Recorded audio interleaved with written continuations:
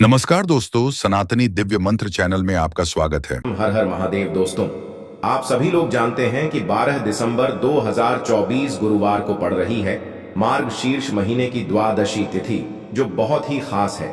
और दोस्तों, ये वो द्वादशी तिथि है जो कि मार्गशीर्ष महीने में गुरुवार को पड़ रही है, तो इस दिन का महत्व और भी अधिक बढ़ जाता है। और दोस्तों, इसी दिन किया जाने वाला पंडित जी द्वारा बताया गया 11 गेहूं के दाने वाला उपाय आप लोगों को जरूर करना चाहिए, क्योंकि दोस्तों ये एक ऐसा उपाय है जो कि हर दिन नहीं किया जाता। मार्गशीर्ष महीने में जो द्वादशी तिथि आती है उसी दिन किया जाता है, क्योंकि मार्गशीर्ष महीने में गेहूं के दाने का बहुत ही बड़ा महत्व होता है। और अगर आप लोगों ने इस उपाय को नहीं किया है या किसी कारणवश नहीं कर पाए हो, तो गुरुवार के दिन इस उपाय से मत चूकना दोस्तों। देखिए, ये दिन इतना खास होता है, इतना महत्वपूर्ण होता है। देखा गया है कभी कभी बड़े बड़े पूजा पाठ अनुष्ठान से जो मनोकामना पूर्ण नहीं होती है, वह मार्गशीर्ष महीने के गुरुवार के दिन एक छोटे से उपाय करने से ही आपकी मनोकामना पूर्ण हो जाती है। और बहुत सारे लोगों ने इस उपाय को किया भी है और उनको इस उपाय को करने का फल भी जरूर मिला है। अगर आप लोग भी इस उपाय को गुरुवार के दिन करना चाहते हैं, तो आप इस उपाय को पहले अच्छे से समझ लेना, सुन लेना, उसके बाद करना। आपको इस उपाय का फल जरूर मिलेगा। देखना, आपकी सभी मनोकामनाएं पूरी हो जाएंगी। दोस्तों, हम आपको यहाँ पर बता दें कि यह जो 11 गेहूं के दाने वाला उपाय है, ये उपाय पंडित जी ने अपनी अभी की शिव महापुराण की कथा में ही बताया है। और इस उपाय को करने से आपके घर में चाहे किसी भी प्रकार की दुख और समस्या क्यों ना चल रही हो, आपको उसका कारण भी नहीं पता है कि भाई ये समस्या किस कारण से चल रही है, उसका कुछ भी कारण हो सकता है। जैसे पितृदोष हो सकता है, काल सर्प दोष हो सकता है, या किसी भी तरह का मंगल दोष भी हो सकता है। और भी बहुत तरह के दोष होते हैं, कुछ भी हो सकता है। पर आपको इस उपाय को करने के लिए अपने दोष को पता लगाने की भी जरूरत नहीं है। आपके घर में किस कारण से इतनी दुख और परेशानी आ रही है, वह भी आपको पता लगाने की जरूरत नहीं है। बस गुरुवार के दिन इस उपाय को कर लेना, क्योंकि इसी एकमात्र उपाय को करने से आपके पूरे घर परिवार में सुख और शांति हो जाएगी।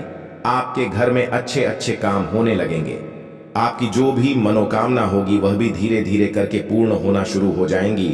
अब हम समझते हैं इस 11 गेहूं के दाने वाले उपाय को आपको करना कैसे है, किसको करना है, किस समय करना है और कैसे करना है। देखो, उपाय बिल्कुल आसान है, बस समझने वाली बात है। ध्यान से समझिए, उसके बाद ही आप लोग जो है इस उपाय को जरूर कीजिएगा। लेकिन उससे पहले जो भी मेरे भाई मेरी प्यारी बहनें आज चैनल पर पहली बार आए हैं या मेरी आवाज आज पहली बार सुन रहे हैं, अगर आप भी महादेव के सच्चे भक्त हैं तो वीडियो को लाइक और चैनल को सब्सक्राइब जरूर कर लें और कमेंट बॉक्स में लिखे हर हर महादेव, जय मां लक्ष्मी। अब सबसे पहली चीज हम लोग ये समझते हैं कि इस 11 गेहूं के दाने वाले उपाय को इस गुरुवार के दिन किसको करना है। तो देखिए, इस उपाय को घर के सभी सदस्यों को करने की बिल्कुल भी जरूरत नहीं है। घर में से कोई एक मुख्य बड़ा सदस्य ही इस उपाय को करेगा, तो उस घर परिवार के सभी सदस्यों को इस उपाय को करने का फल मिल जाएगा। पर वो बड़ा सदस्य कौन होगा, कौन व्यक्ति इस उपाय को करेगा? तो यहाँ पर देखिए, हम आपको बता दें, घर की जो बड़ी माताएं बहनें होंगी, घर की बड़ी माताओं बहनों में से कोई भी एक माता बहन इस वाले उपाय को कर सकती है। अपने पूरे घर परिवार के लिए घर में सभी सदस्यों को इस उपाय को करने की जरूरत नहीं है। मात्र घर की जो बड़ी माताएं बहनें हैं, उनमें से कोई भी एक माता बहन इस वाले उपाय को करेगी, तो उसके घर परिवार के पूरे सदस्यों को इस उपाय का फल मिलेगा। अगर किसी कारणवश माताएं बहनें घर में उपस्थित ना हो या वो इस उपाय को ना कर रही हो, कुछ दिक्कत हो, तो भाई उस जगह पर फिर घर का कोई बड़ा व्यक्ति भी इस उपाय को कर सकता है। माताओं बहनों के कहने का मतलब ये था कि माताएं बहनें घर की लक्ष्मी होती है। जब घर की लक्ष्मी कोई उपाय करती है तो निश्चित ही भगवान शिव जी बहुत जल्दी प्रसन्न होते हैं और उपाय का फल में बहुत जल्दी और बहुत बड़ा करके भी यहाँ पर देते हैं। तो आप लोग ये बात समझ गए होंगे। अब हम ये बात समझते हैं, इस वाले उपाय को हमें करना किस समय है। इस 11 गेहूं के दाने वाले उपाय को हमें इस गुरुवार के दिन करना किस समय है। तो देखिए, इस उपाय को करने का जो समय है सुबह का समय है। अब देखिए, यहां पर हम मुख्य रूप से शाम का समय नहीं बोलेंगे, क्योंकि देखिए ये जो द्वादशी तिथि है और आप सभी लोग जानते हैं इसका सुबह का जो समय होता है ना, इस दिन भगवान शिव और माता पार्वती जी मां लक्ष्मी का सबसे प्रिय दिन होता है। तो आप लोग इस 11 गेहूं के दाने वाले उपाय को सुबह के समय में कर सकते हो। देखो, अगर सुबह करोगे तो आप 8 बजे से 11 बजे के मध्य इस उपाय को कर सकते हो। और देखो, अगर शाम के समय कर रहे हो तो इस दिन जरूर शाम के समय का ध्यान रखना कि रात के 6 बजे से लेकर 7 बजे के बीच में अगर आप इस उपाय को कर सकते हो तो बिल्कुल कर लेना, पूरी कोशिश करना, आपको उपाय का फल जरूर मिलेगा। ये बात आपको समझ आ गई। अब बात करते हैं उपाय की। देखो, गुरुजी ने कहा है कि अगर गुरुवार के दिन द्वादशी तिथि पड़ जाए तो इस दिन आपको 11 गेहूं के दाने वाला उपाय तो अवश्य ही करना चाहिए। देखो, यह उपाय, यदि आपके जीवन में कर्जा बहुत अधिक है, आपके जीवन में संकट बहुत अधिक रहते हैं, आपके ऊपर बहुत अधिक विपदा आ रही है, बार बार आपको अपने व्यापार में और अपने धन में हानि देखने को मिल रही है, यानी कि आपको प्रत्येक कार्य में हानि हो रही है, तो आपको यह उपाय करना चाहिए। देखिए, इस उपाय के लिए आपको 11 गेहूं के दाने आपको लेने हैं। ठीक है, 11 दाने लेने के बाद में आपको जरूरत होगी चावल के दानों की। 11 चावल के दाने और 11 गेहूं के दाने, और चावल के दाने खंडित नहीं होने चाहिए। अब आप कहोगे, भैया गेहूं कहां से लेने हैं? देखो, आपको किसी भी किराना स्टोर पे गेहूं के दाने मिल जाएंगे, जाके ले लेना, ठीक है ना।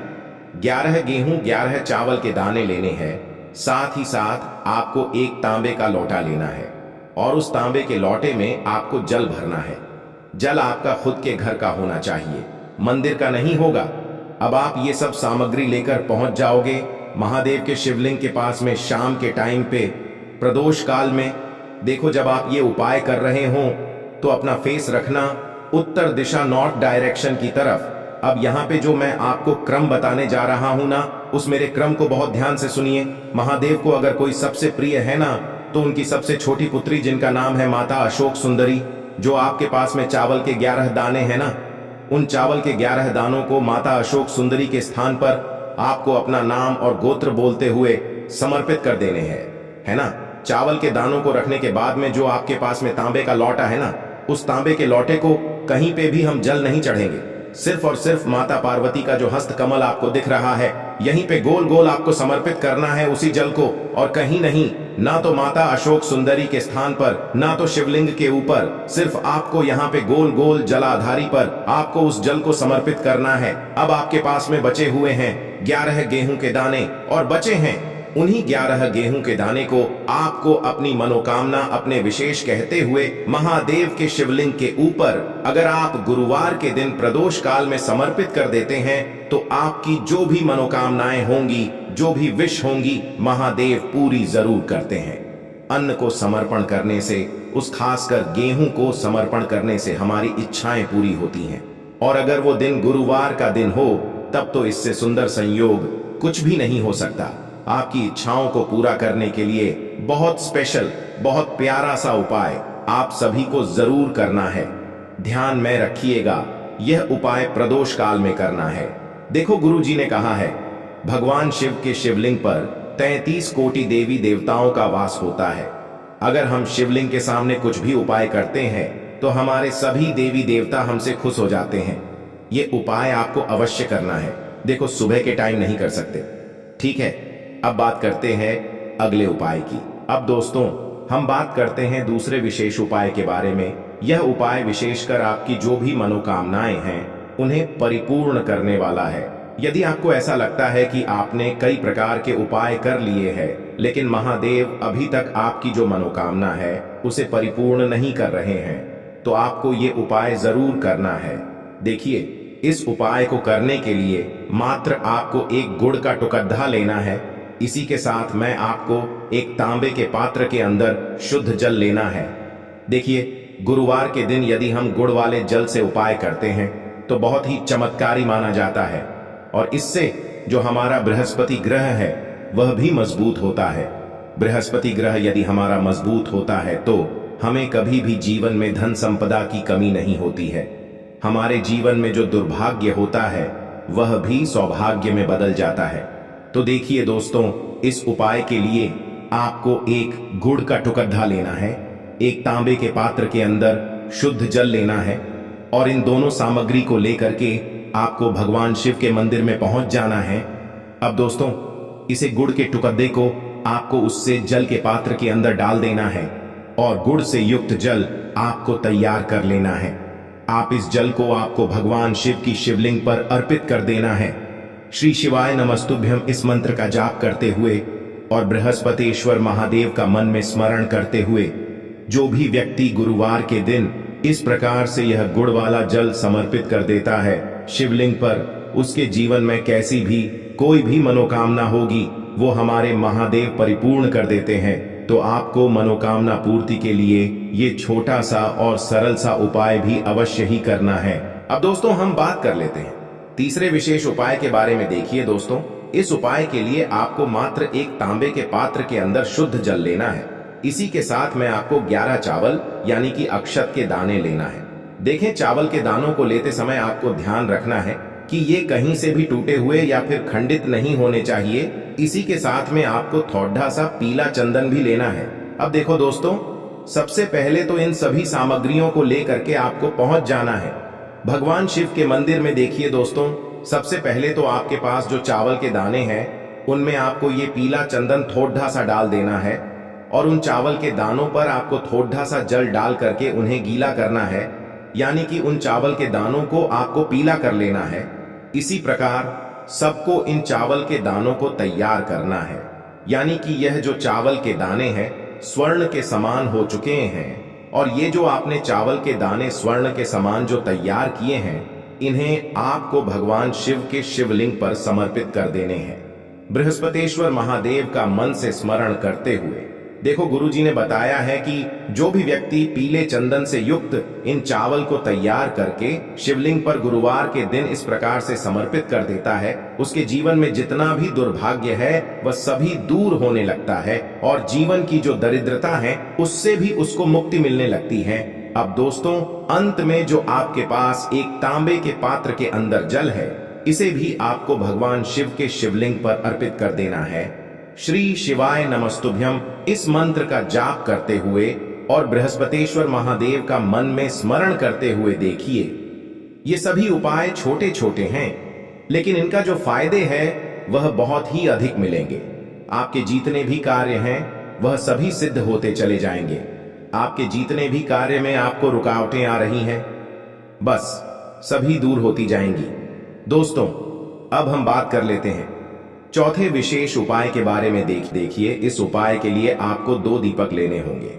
दोनों ही दीपक आप मिट्टी के भी ले सकते हैं और दोनों ही दीपक आप शुद्ध आटा मढ़कर उनके भी तैयार कर सकते हैं। अब दोस्तों, दोनों ही दीपक के अंदर आपको शुद्ध घी का प्रयोग करना होगा और एक दीपक के अंदर आपको गोल रुई की बाती का प्रयोग करना होगा और एक दीपक के अंदर आपको लंबी बाती का प्रयोग करना होगा। लंबी बाती वाले दीपक के अंदर आप मौली वाला जो धागा आता है कलावा का, उसकी बाती का प्रयोग भी आप लंबी बाती वाले दीपक के अंदर कर सकते हैं। देखिए, 2 दीपक वाला ये चमत्कारी उपाय केवल गुरुवार की रात्रि में ही किया जाता है, इसीलिए आपको इस उपाय को बहुत ही ध्यान से समझना।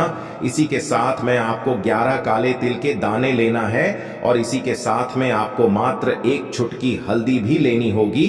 अब दोस्तों, यह सभी सामग्री लेकर के आपको रात्रि के समय पहुंच जाना है अपने घर में, जहां कहीं भी तुलसी जी का पौधा, तुलसी माता का निवास स्थान है वहां पर। देखिए दोस्तों, सबसे पहले तो आपके पास जो एक गोल बाती का दीपक, उसे आपको तुलसी जी के वहां पर प्रज्वलित करना है।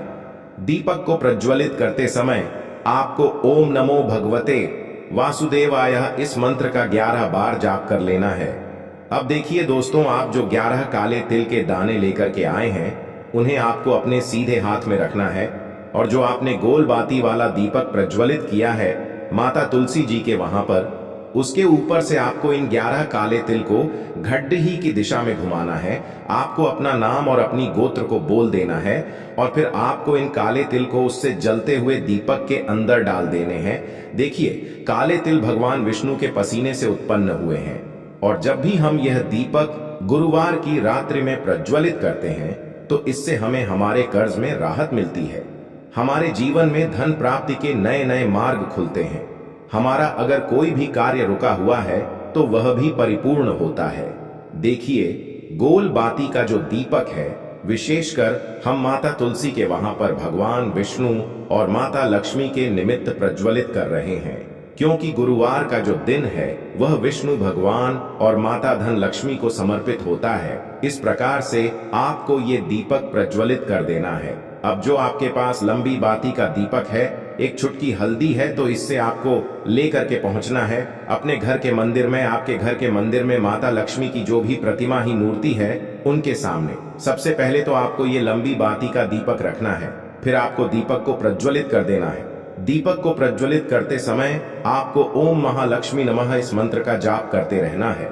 अब दोस्तों, आपके पास जो एक चुटकी हल्दी है उसे आपको अपने सीधे हाथ में रखना है और इस एक चुटकी हल्दी को आपको उस दीपक के ऊपर से 11 बार घ डी डी ढी की दिशा में घुमाना है और आपको ओम महालक्ष्मी नमः मंत्र का जाप करते रहना है और इस एक चुटकी हल्दी को आपको उसे दीपक के अंदर डाल देना है। देखिए, एक चुटकी हल्दी वाला जो दीपक है आपके जीवन से दुर्भाग्य को समाप्त करता है।